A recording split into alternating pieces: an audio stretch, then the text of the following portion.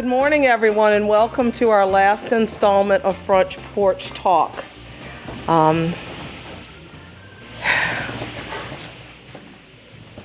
It's been a very busy Black History Month for History Alive, and we really appreciate all the support everybody's given us thus far, and we hope you'll enjoy today's interpretive presentation as well.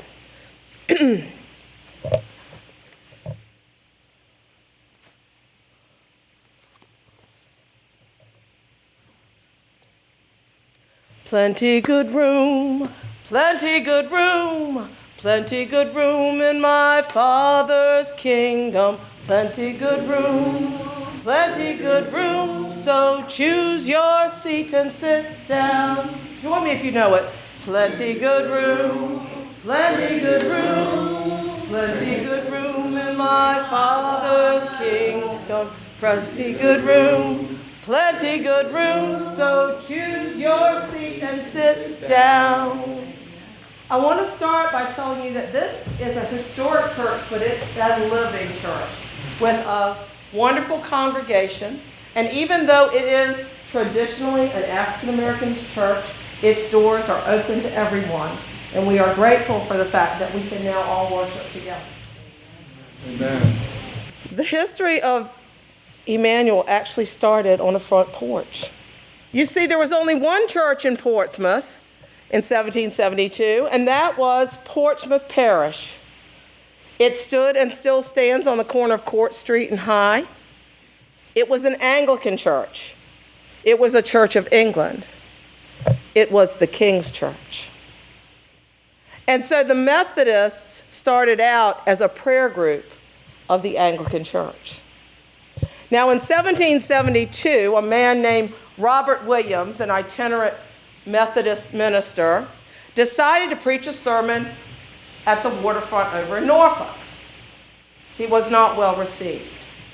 In fact, the crowd that gathered to listen to him preach had turned into an angry mob, and it looked as though he might actually should be in fear for his life.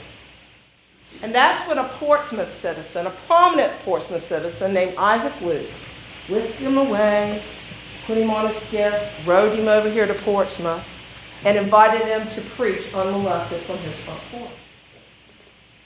Portsmouth citizens were more receptive to his message, both black and white. And soon, both blacks and whites were listening to what Williams had to say in an outbuilding behind Isaac Luke's home. Now, as I said, Williams was an itinerant Methodist preacher, and so he was ready to move on. But before he did, he made sure that he had arranged for the two congregations to meet in a warehouse at Norfolk Naval Shipyard, which at that time was Gosport Marine Yard.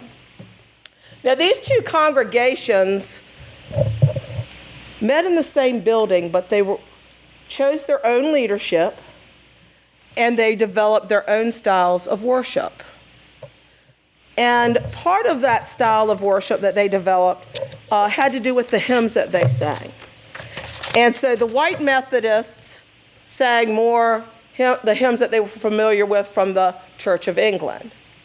Whereas the African Methodist Society, their hymns were what we call and response. So if you could join me, I'm going to call and you're going to respond. So your response is going to be, oh Lord, oh Lord, oh my Lord, oh my Lord, oh Lord, oh Lord. Just that easy. Oh Lord, oh my Lord, oh Lord. Mary had a baby, oh Lord. Mary had a baby, oh my Lord. Mary had a baby, oh Lord. The people keep coming, but the train is gone.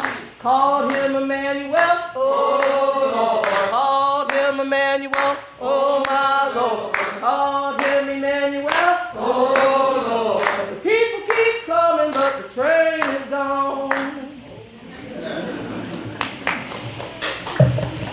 It was during this time, while they were worshiping in this warehouse, that a young a black man from Portsmouth named William Billy Flora joined the congregation.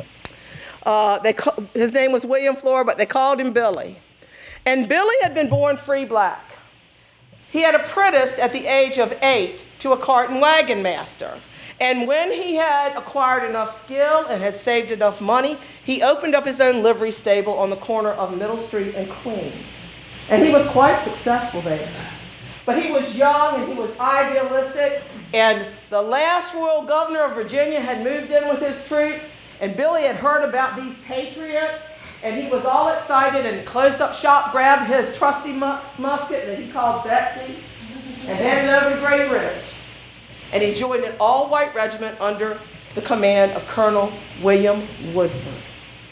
And it was there, on a cold December morning in 1775, that William Billy Flora fought his way into the annals of American history. It was a chilly morning in December of 1775. When I heard the drums beating reveille, I smiled. I smiled because I knew that a century would be replacing me. And after that century replaced me, I would be sitting by a warm fire with my blanket wrapped around me. And I would have my hand cupped around a large bowl of mush. I was cold. I was hungry. And I was tired. But I was a good soldier, and so I remained alert. But suddenly I heard a noise in the distance, and I peered up over the shingles that were protecting me. And I squinted, and I saw several figures in the pale light. What were they doing? How did they? The British were putting planks back down on the Great Bridge. They were down to the very last plank. They were planning a surprise attack. Dawn was about to break, and I had to do something soon. I had to think. I fired 2 warning shots to alert the other sentries that something was amiss. The British soldiers that were on the bridge retreated to formation. The Patriot sentries headed for the breastwork to warn the others, all except me. I stood my ground as an entire platoon of British soldiers approached. Miraculously, I was able to get off 8 shots before I retreated. Everyone must have thought me to be quite a fool, because after a few steps, I turned back as though I had forgotten something. But I remembered something. I snatched that last big plank from the bridge, dragged it behind me to the breastwork, leaned it against the wall, scurried over, and pulled it in behind me. And then I lowered myself. But that missing plank slowed the British advance. The attack was no longer a surprise, and it led to a complete slaughter of the British forces. The Patriots only suffered 1 minor injury. Battle after battle, I survived. I survived that horrible winter in Valley Forge, and I survived our magnificent victory at Yorktown. And I'm here to tell you that I was there for it all.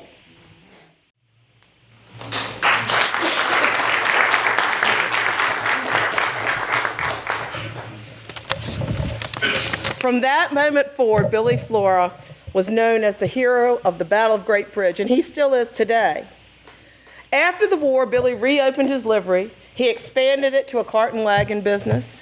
He received 100 acres of land for his service. He became a land speculator, owned 2 homes in Portsmouth, and was a respected citizen, an entrepreneur with a stellar military record.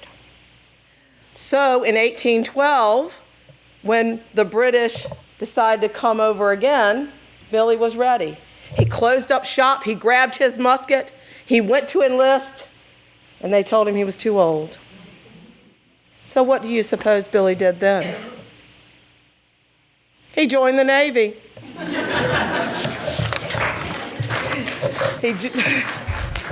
He joined the Navy and served under the great Stephen Decatur. While Billy Flora fought for the noble ideals outlined in our nation's Declaration of Independence, at its founding, those ideals were not yet realized. In fact, the word hypocrisy may well have been written in blood across our nation's birth certificate by the enslaved and indigenous peoples of this great land. And so future members of this church emerged as leaders who would little by little work to make liberty, freedom, and equality a reality for all Americans, in particular African Americans here in Portsmouth. Not long after Billy joined the American Revolution, Portsmouth Methodists built their own chapel on South Street. Then, after the Revolution, they moved to a bigger building on Glasgow Street. There's a park there now called Glasgow Park. And years after, it had been almost 100 years now that Methodists had been here. And so the white population, white congregation, that was known as the Methodist Society, they decided that they wanted to build their own church on Dinwiddie Street. And that church still stands there today as Monumental Methodist Church. And that they would deed the other building completely to the African Methodist Society. And so that was the plan. But before that plan could come to fruition, the Nat Turner War occurred. And that resulted in laws that restricted education for blacks. No one could teach a free or enslaved black. And it didn't matter if you were white or you were black yourself, the penalties were stiff for doing that. And it also attacked religion, religious freedom for blacks, because now they could not have a black preacher. They could not even gather together for a prayer group or to worship without a white overseer. And so because the white congregation had not moved yet, the most logical thing to happen would be that until the new church was built, the two congregations would just worship together. And that's what they did. And then finally, the church was ready, and the church on Glasgow became known after that as the African Church. They chose as their white overseer a man named George Bain, my husband, and a banker. Now you might ask, why would you choose a banker to be the spiritual leader of your church? My husband asked the same question. But what they knew that others didn't was that what my husband lacked as a spiritual leader, he made up for as a servant leader. Because you see, he was a station master at that church on the Underground Railroad already. And he and I, since the Nat Turner Rebellion, had run a secret school there, teaching the black children, black Methodist children, to read. And this was very important because we wanted them to be able to read their Bibles for themselves, because we knew that white planters in particular had a history of twisting the scripture up and of leaving whole passages out. When Israel was in Egypt land, let my people go. Oppressed so hard she could not stand. Let my people go. And the Lord said, go down. Moses, way down in Egypt land, tell old Pharaoh, let my people go. And you can understand why they left that passage out. My name is Eliza, and I was a member of the Methodist Society Eliza Bain is my name, not to be confused with Eliza Baines, who was a member of the African Methodist Society and an important operative on the Underground Railroad here. I suppose we did, Eliza, each in our own way. Allow me to introduce myself. Eliza Baines at your service. And service was my business. And yes, ma'am, it was. I plied my trade at the Crawford House, the most fashionable place in town. And I was the most fashionable woman working there, and the friendliest. That's the way you gather information, you know. Get folks comfortable, get them to talk about themselves. And before you know it, they've handed you the keys to the kingdom. Yeah. Sea captains were always coming and going at the hotel.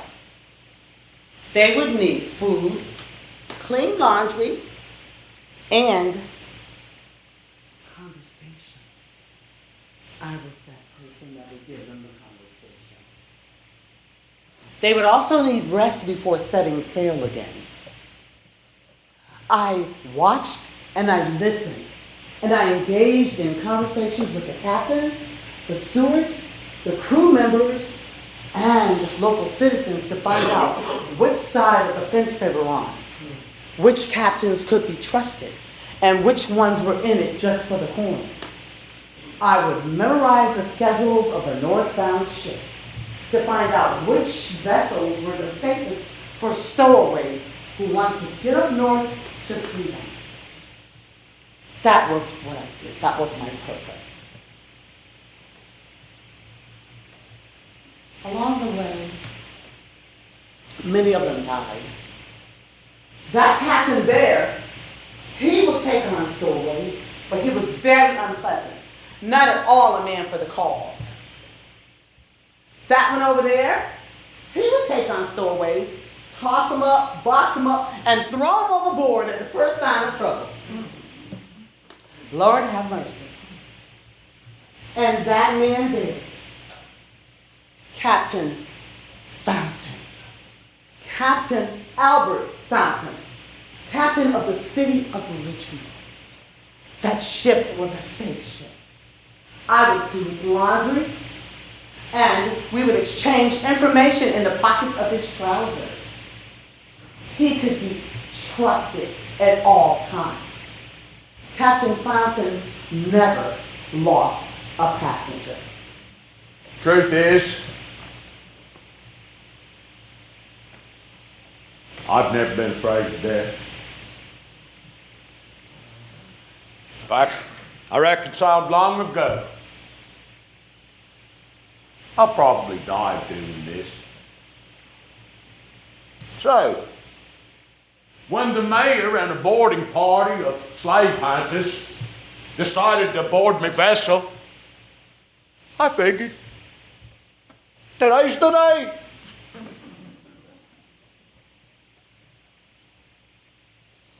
Well, they came on board and straight away they start spearing the cargo. Well, with no success.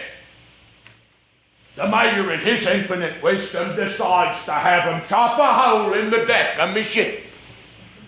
So they take an axe. Down they come, splinters, wood chips flying. It was comical. They're whacking a hole here, trying, not a hole, show for it, I might add.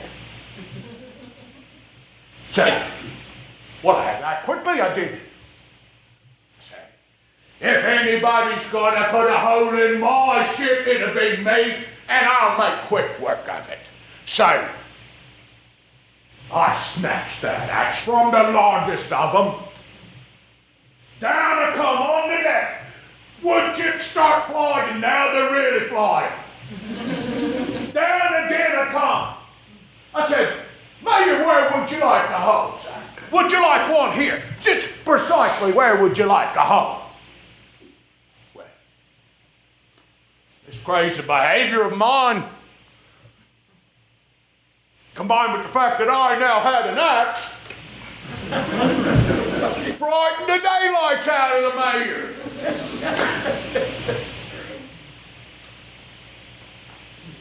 saw it. I did. I saw fear in their faces. I saw it. Well, the mayor and party, being all full of fear, they left my ship with nothing but their little $5 inspection fee. Now, I kept the axe.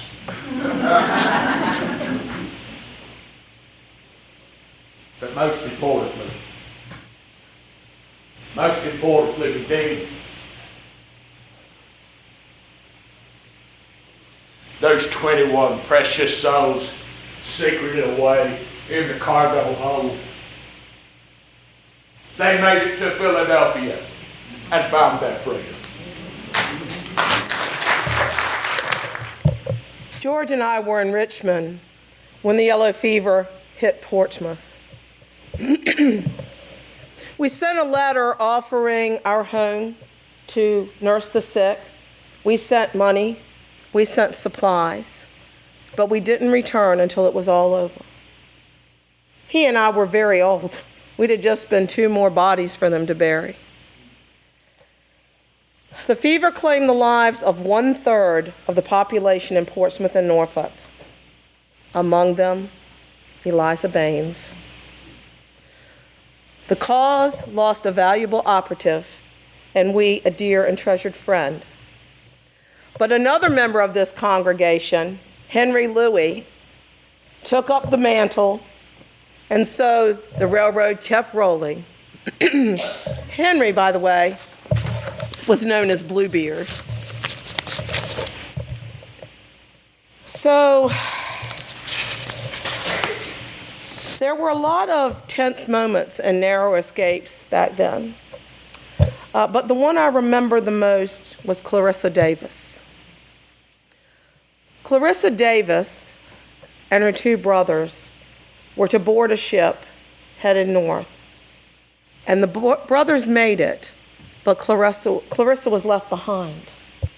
She was left behind to try and find a hiding place. You see, there was a $1,000 bounty on her head and on her brothers' heads. And so she had to act quickly and think quickly. And so finally, she found a home on North Street with a tiny little porch.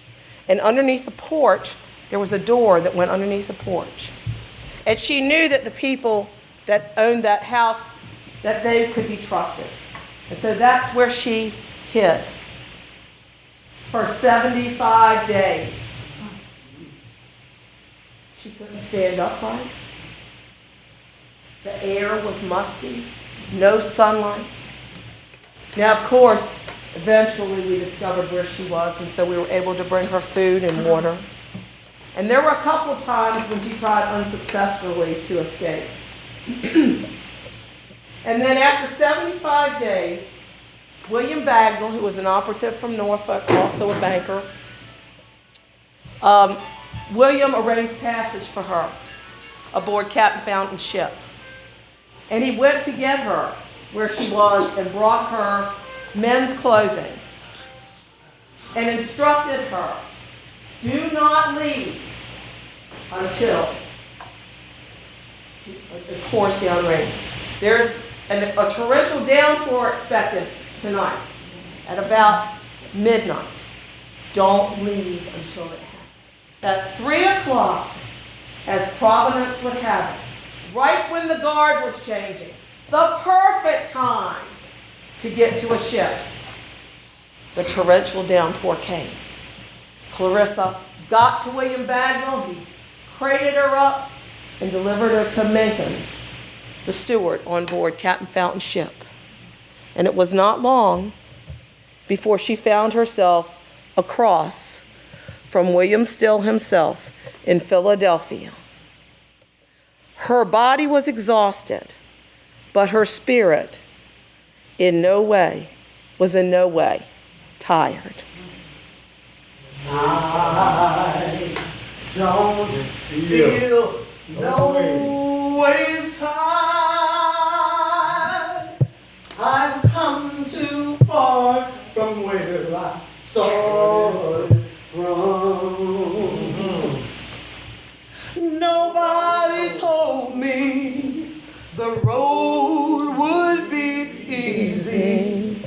I don't believe he brought me this far to leave me. Everybody want to join in? I don't feel no it's hard. I've come too far from where I started from. Come on, I can't hear you. Nobody told me The road would be easy. I don't believe he brought me this. One more time. I don't believe he brought me Once this again. far. I don't believe he brought me this far to leave me.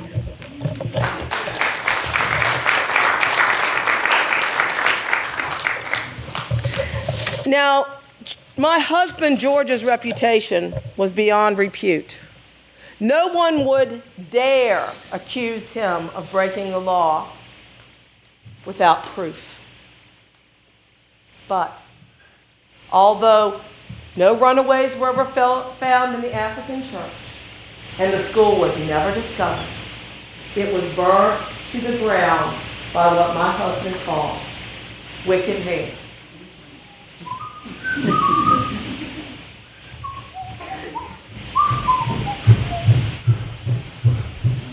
Mr. George, Slow down, son. What up? I came running as soon as I heard. Mr. George, what we gonna do now? What we gonna do now? What you mean what we're going to do? What we're going to do, we're going to build a new church. Oh, And we're going to build a better church. In a better place. Now, I know, Mr. George, they say we got the money, but see, as colored people, we can't own no property, Mr. George. Look here. You sure can. I can't.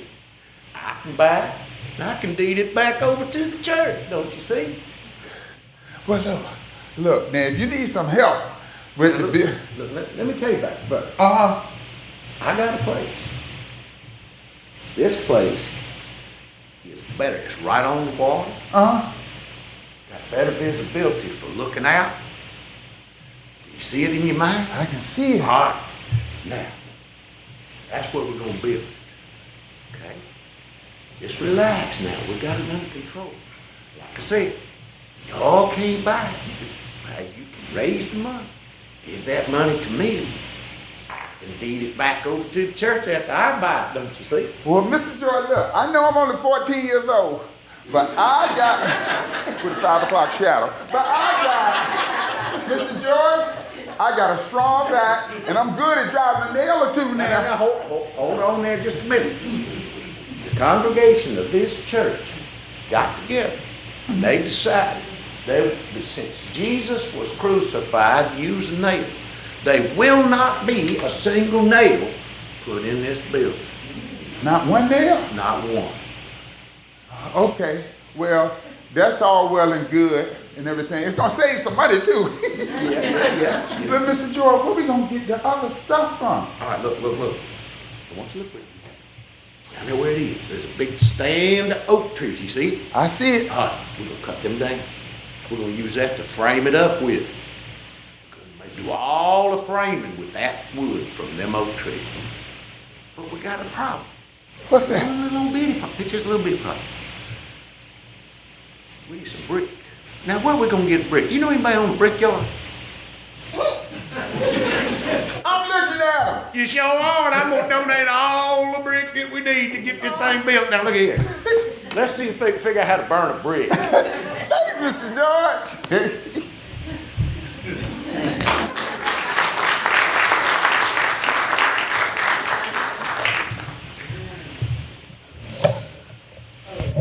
Now, this church, he talked about the stand of oaks.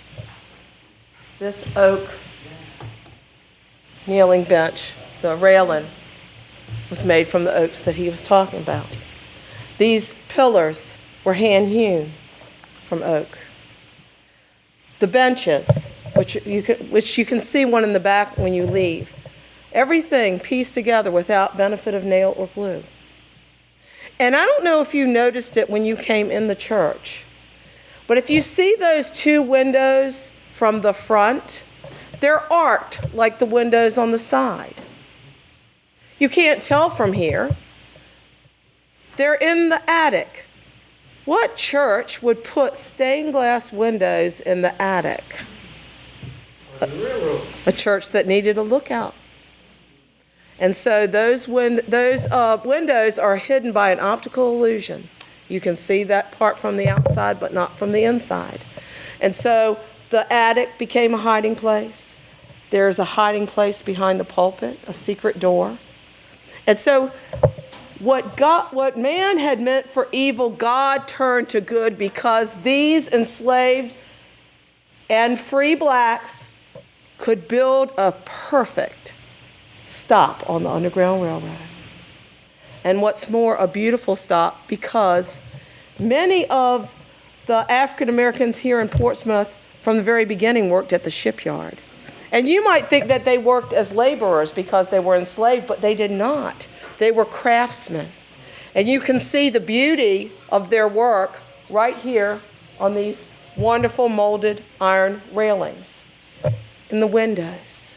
The ceiling of the church, there was a pastor who went to Rome and sketched this from the cathedral ceiling and then came back and had it painted.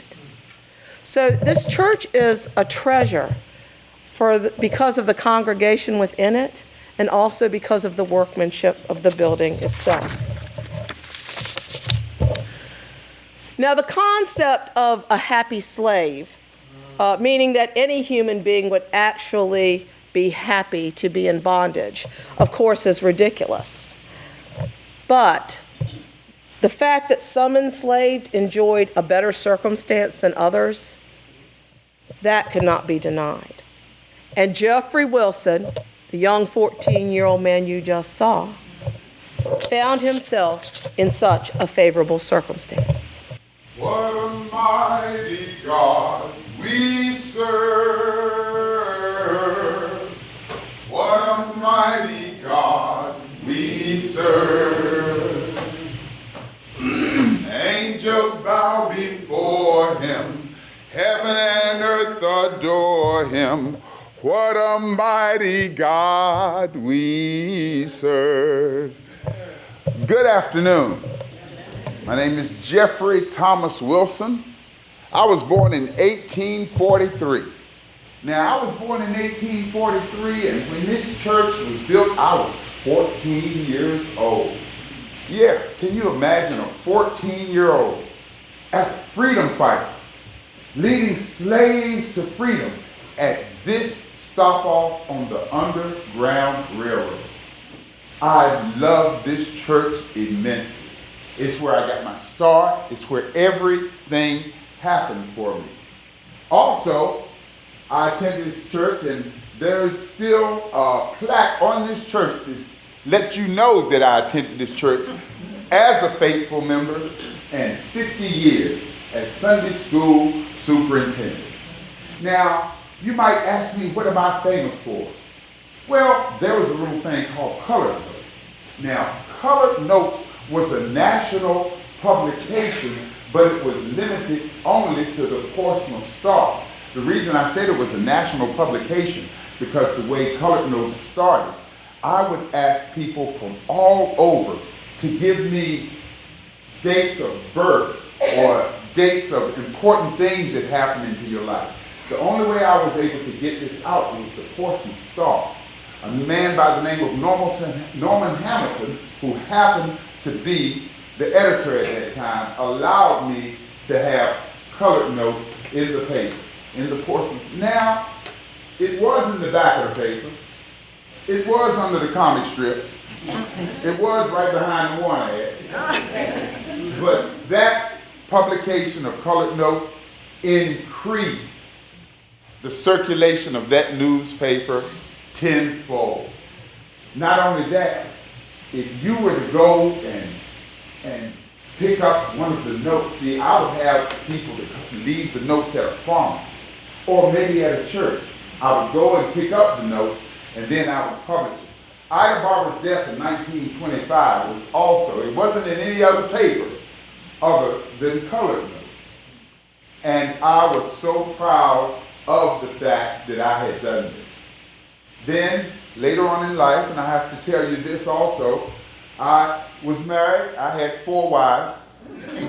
I outlived 4 wives. And I outlived 4 wives and 12 children who loved me. I had 5 by my first wife, and I had 7 by my first wife, and I had 1 by my wife Ann, and then I had 5 by my last wife. See, so many wives are almost alike.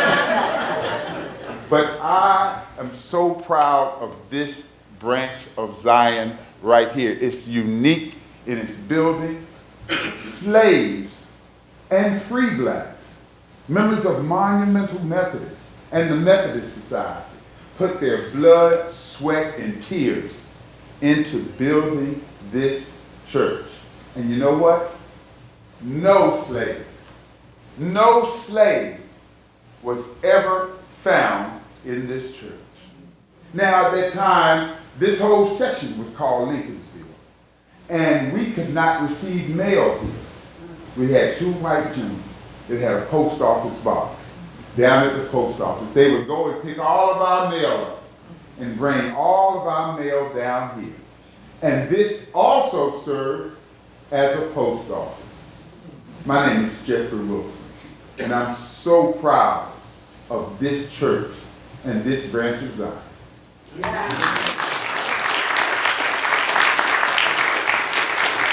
Jeffrey didn't find out that he was enslaved until he was 10 years old. Up to that point, he lived in his mother's house, which is just a couple blocks up on North Street. Then he went to live with the Grice family, who taught him against the law how to read and write.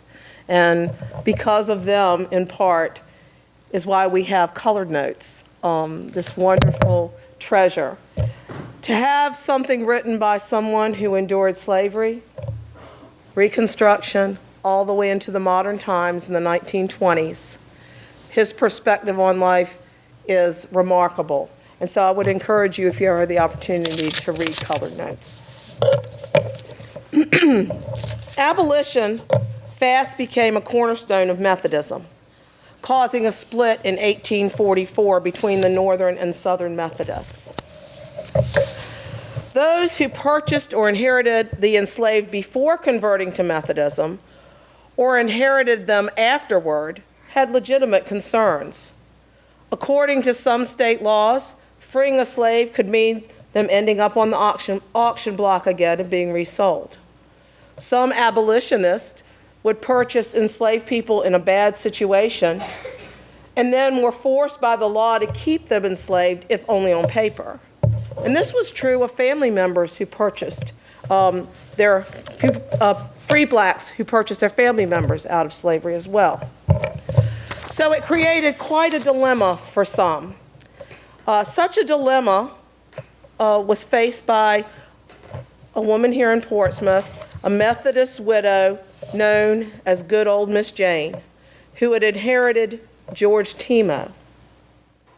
George eventually became one of 6 black senators elected to the Virginia General Assembly during Reconstruction.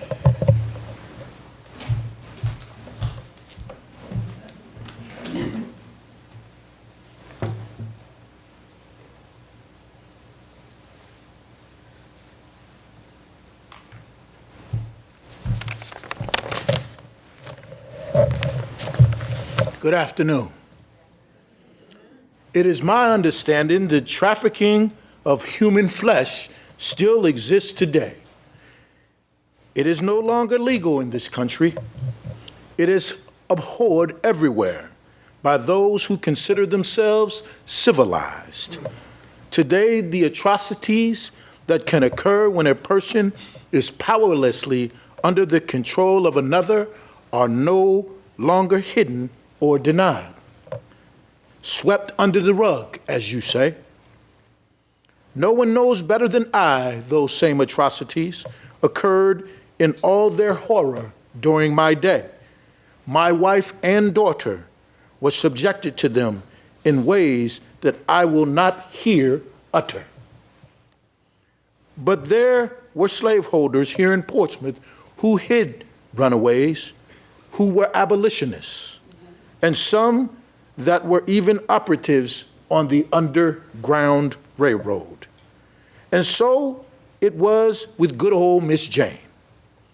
I do not believe that the light of God's Son ever looked upon a more generous, virtuous, and fair-minded Christian lady than Mistress Jane Thomas.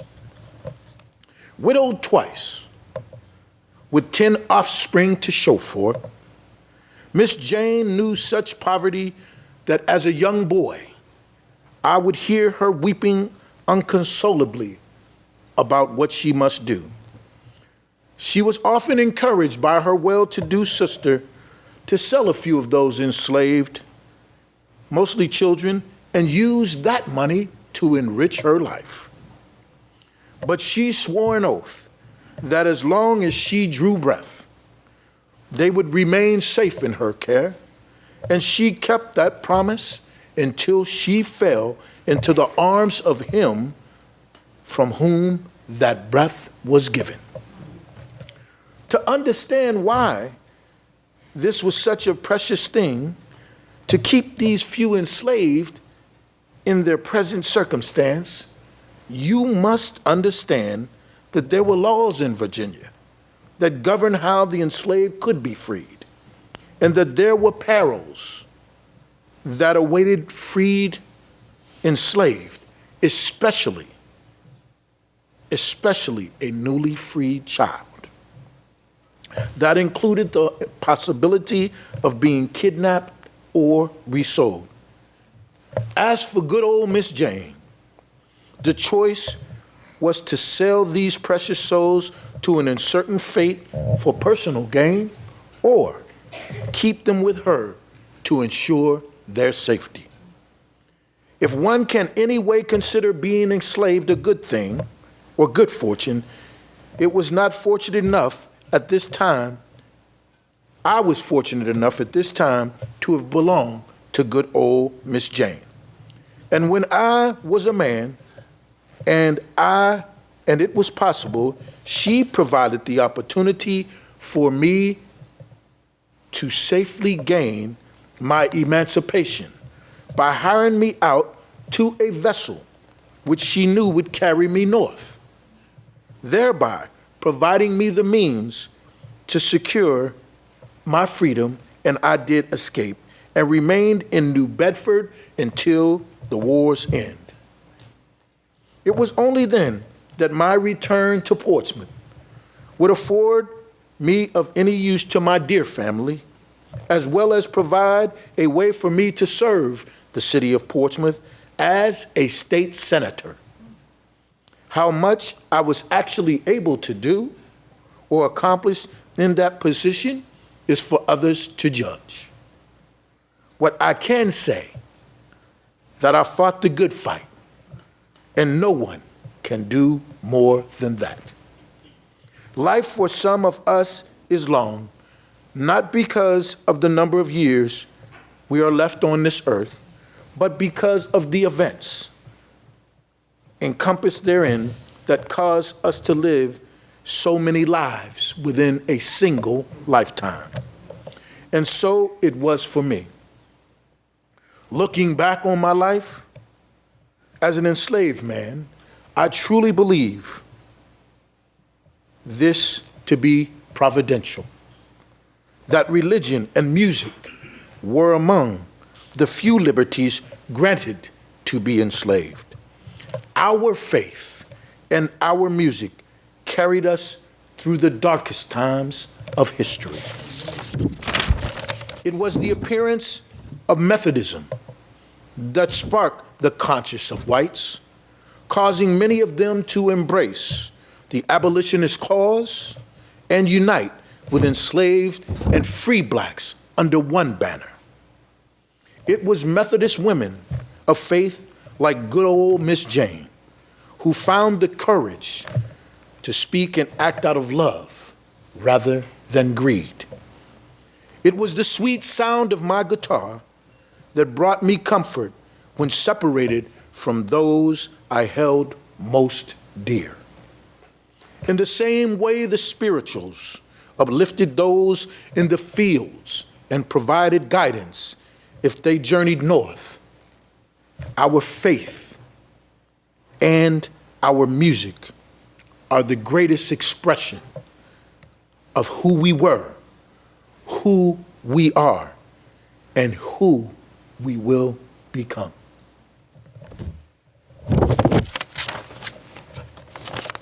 Watch me. Please tell me the hour of the night. 3 minutes to 12. Watchman. Watchman. Please tell me the hour of the night. 1 minute to 12. Watchman. Watchman. Please tell me the hour of the night. It's 12 and freedom has come.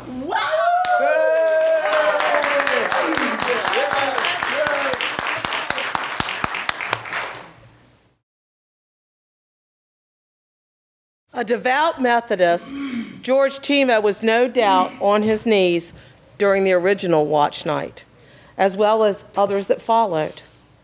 For those of you who are not familiar with this tradition, while others are out and about wearing pointed hats, blowing party horns, and drinking champagne, there are still traditional African American churches who spend New Year's Eve as their freed and enslaved ancestors did on December 31st, 1862, as they counted the minutes until Lincoln's Emancipation Proclamation took effect.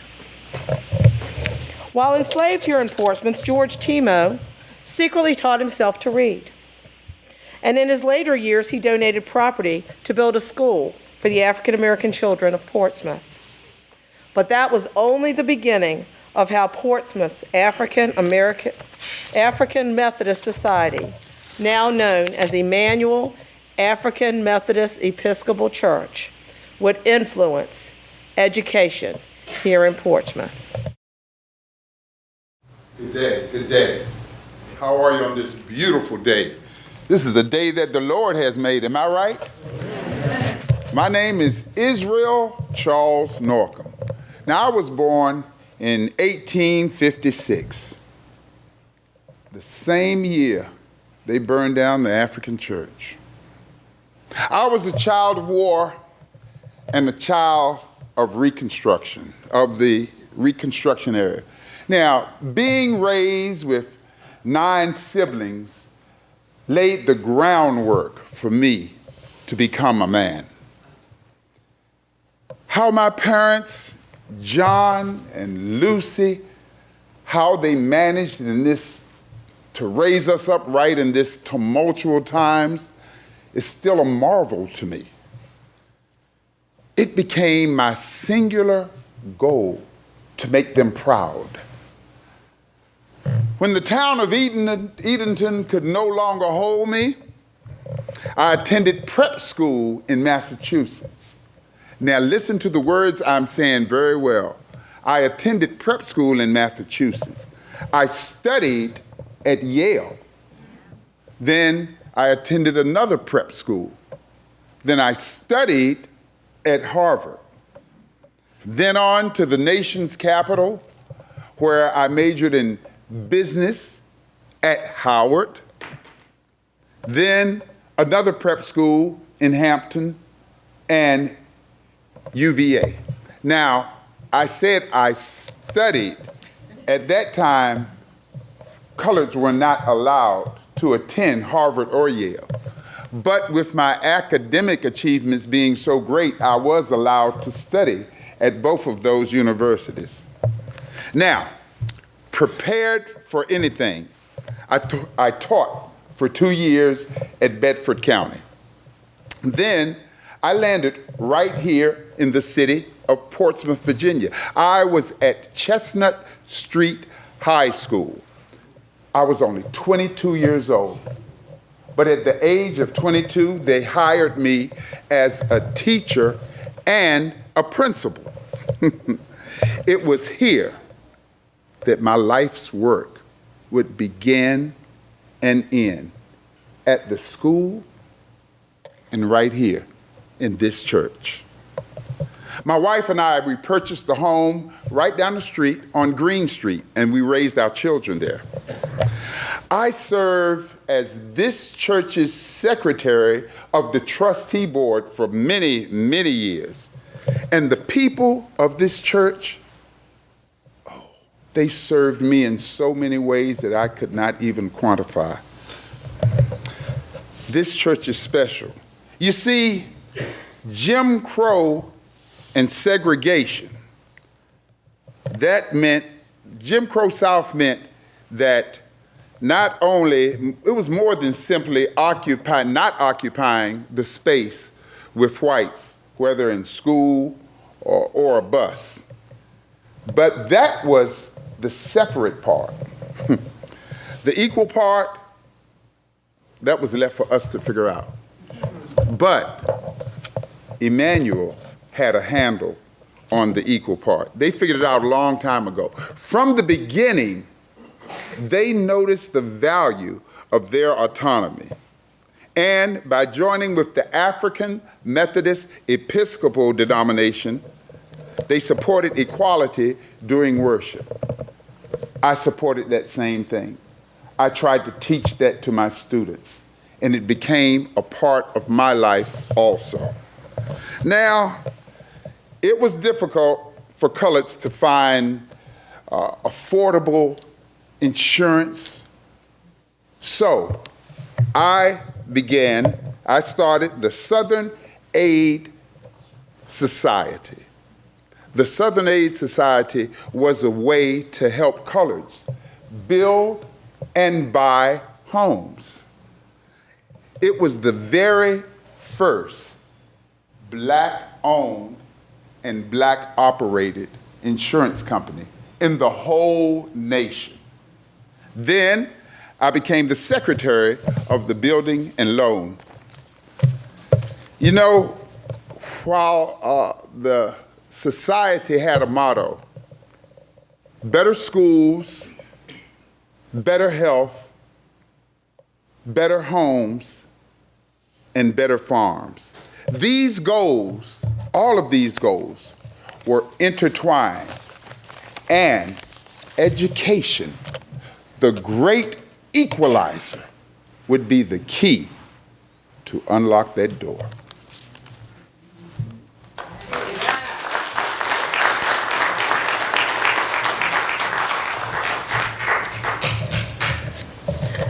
Two of Israel's former students, both members of this congregation, would return to Portsmouth to teach.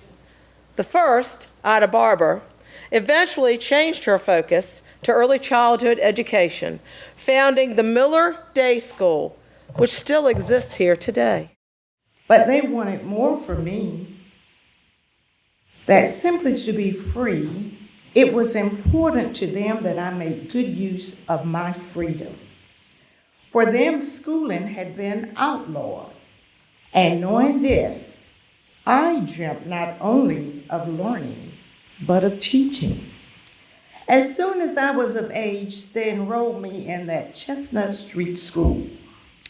Their teachers like Mr. Norcom instilled in me a love of learning, and he opened my eyes to a world far beyond the close-knit neighborhood of Lincolnville.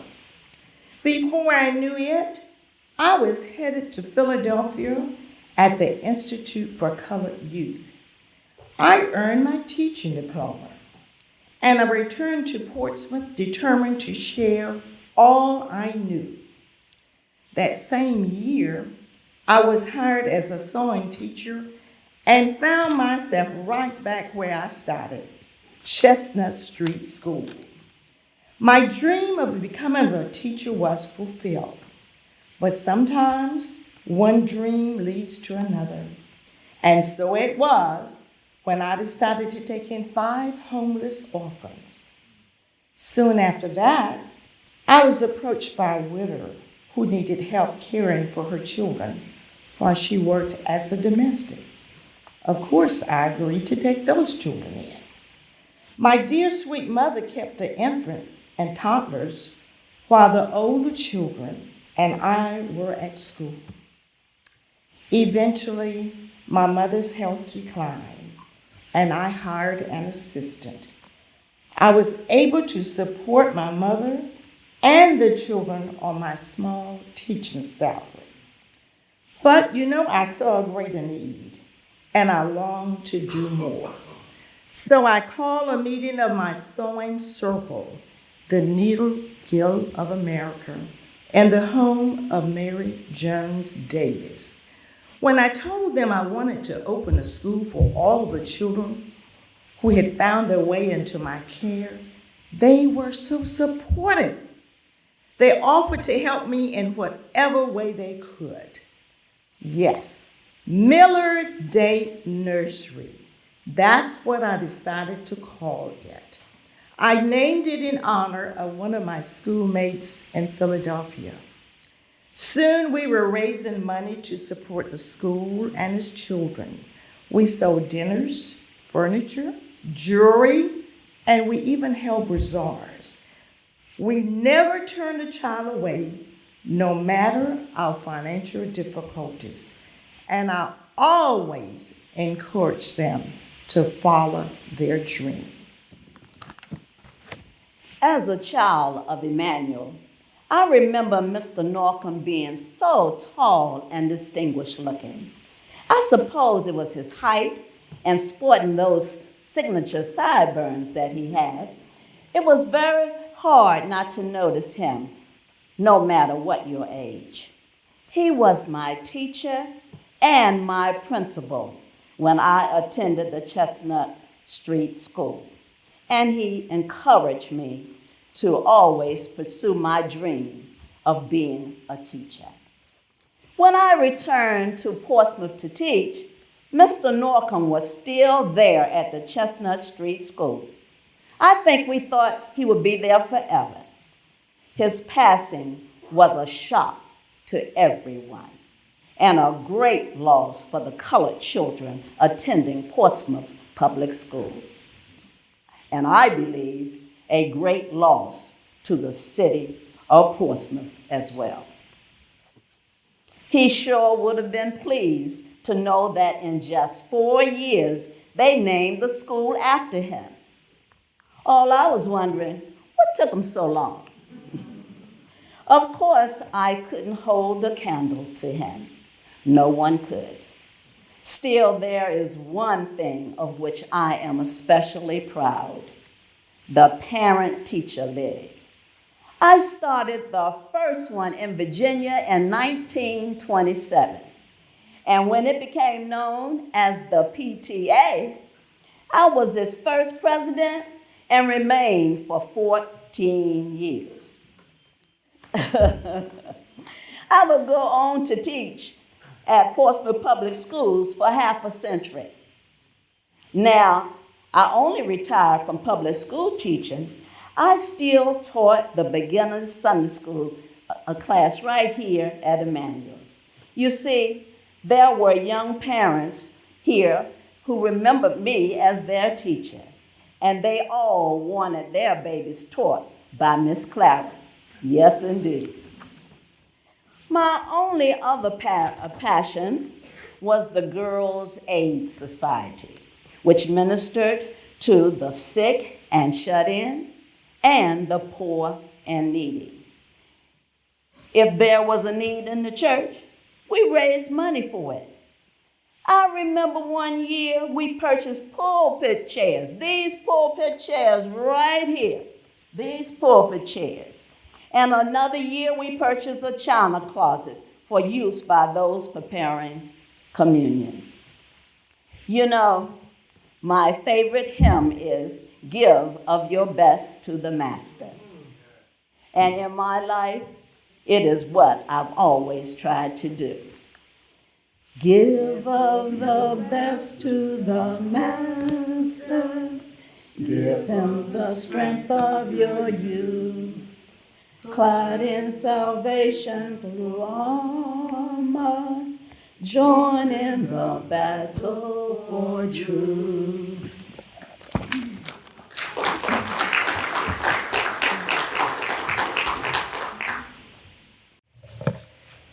Emanuel's congregation also produced two famous entertainers, Cissy Aretta Jones, who was an opera singer, who was internationally known, and Ruth Brown, who was inducted into the Rock and Roll Hall of Fame as the Mother Queen of the blues.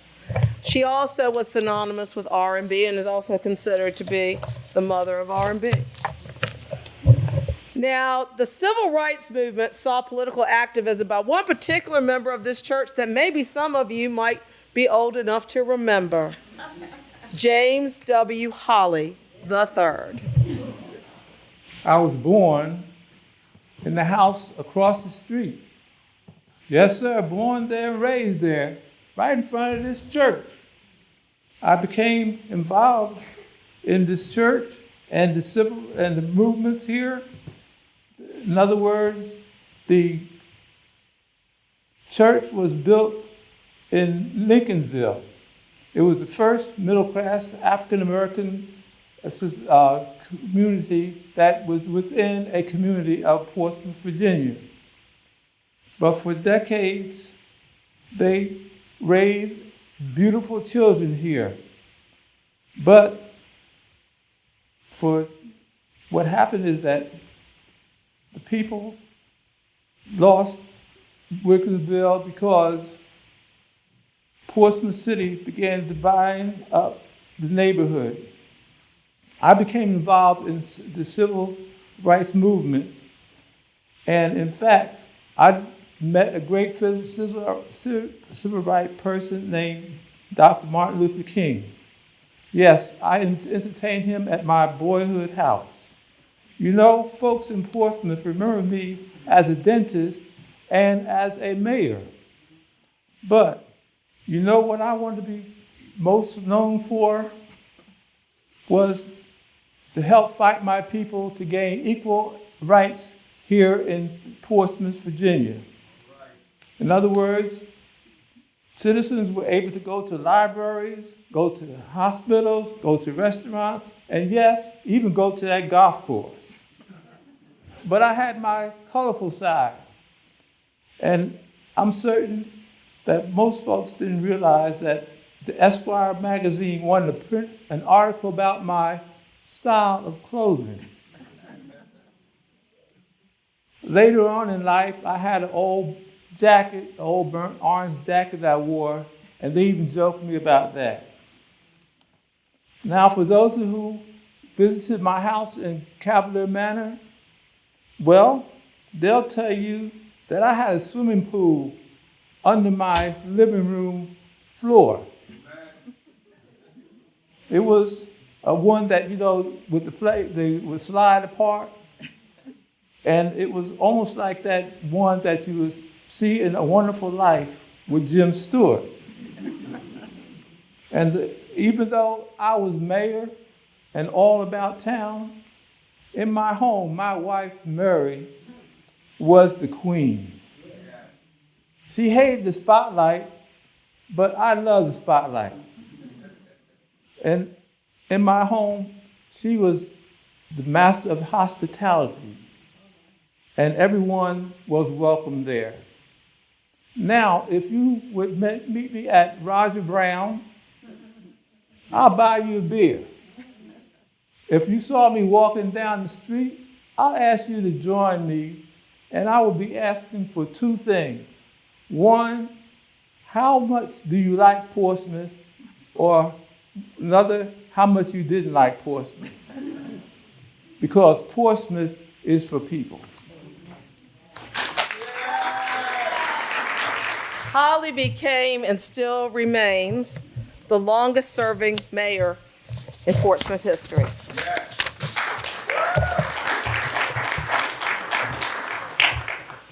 Today, under the leadership of Pastor Billy Hunter, repairs and technological improvements have been made to this building, and interest in sharing the history of this beautiful church has been rekindled. It will be interesting. It will be interesting to see what leaders in education, entertainment, and political leadership are produced by this congregation's emerging generation. And the people here at Emanuel are trying to ensure that with their scholarship fund. Part of your ticket will be donated to the scholarship fund here. And if any of you feel so led and have a little bit of extra change, there will be a basket in the back, and 100% of that will also go to the scholarship fund. And now we'd like to end our Front Porch Talk series with a special song that we've chosen as a parting gift for all of you. We really appreciate your support this month in all of our programs.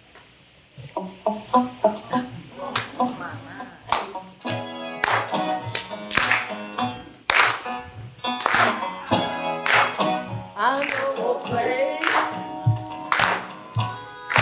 ain't nobody crying,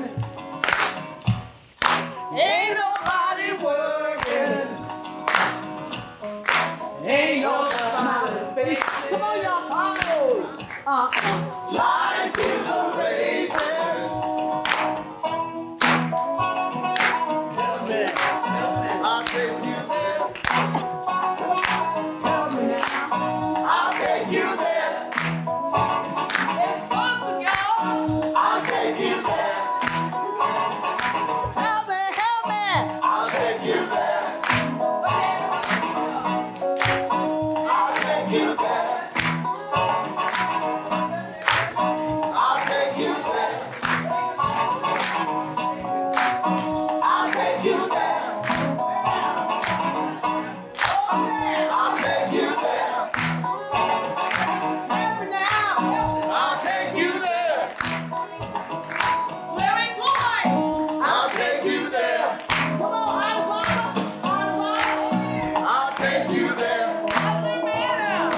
Yeah. I'll take you there. Jeffrey Wilson. I'll take you there. I'll take you there. I'll take you there. I'll take you there. Where else? Come on down. Can we remember all that? Did we leave anybody out? Right in. Take you there. 25. Truxton. Trust it. Woo! I'll take you there. Heaven now. I'll take you there. Woo! Yeah.